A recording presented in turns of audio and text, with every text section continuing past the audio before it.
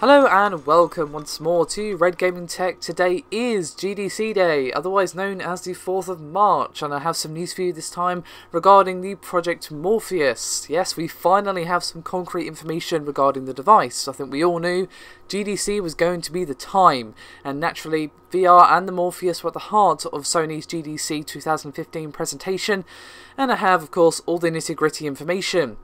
Now, the SCE Worldwide Studios boss Shuhei Yoshida was the one who detailed the rather impressive capabilities. The most notable is that it can actually handle 120 FPS VR games. And one interesting thing that we haven't actually heard before now is that the PS4 was apparently designed to natively support 120 FPS games, and it also has the ability to upscale 60 FPS games to 120 FPS, which is rather impressive and something they for some reason kept under their hats until now.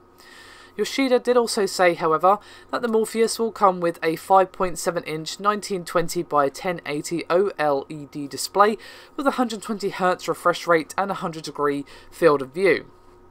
Sony did actually call the display 1920 by RGB by 1080 because each pixel has red, green and blue subpixels. Now, the Morpheus does come now with 9 tracking LEDs, and Sony has managed to get the headset's latency down to less than 18 milliseconds.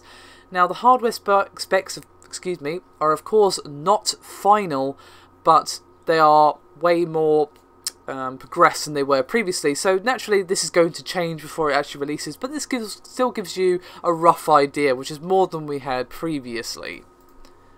As well as this, however, we also have a rough release window, and that it's going to be releasing in the first half of 2016, so it's not actually that far away. As well as this, there is a new Morpheus prototype, of course, which they showed off, and it should be on screen right about now.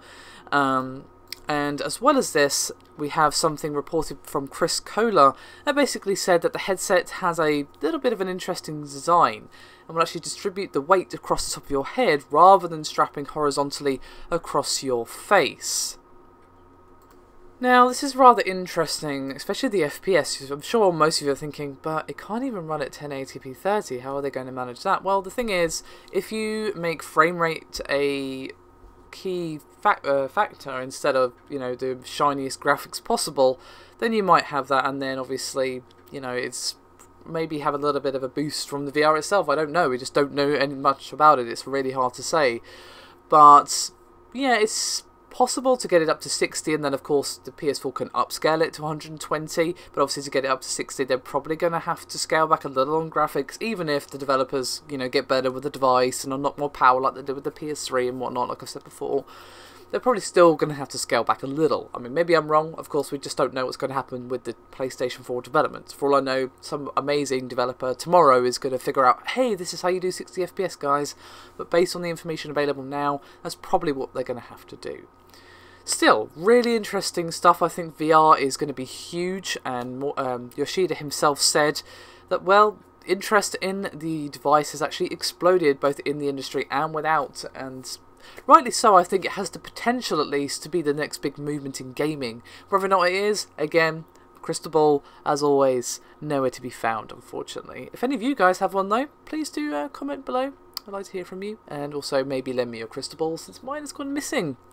Anyway, that is me done for this video. Hope you enjoyed it, and I'll see you next time.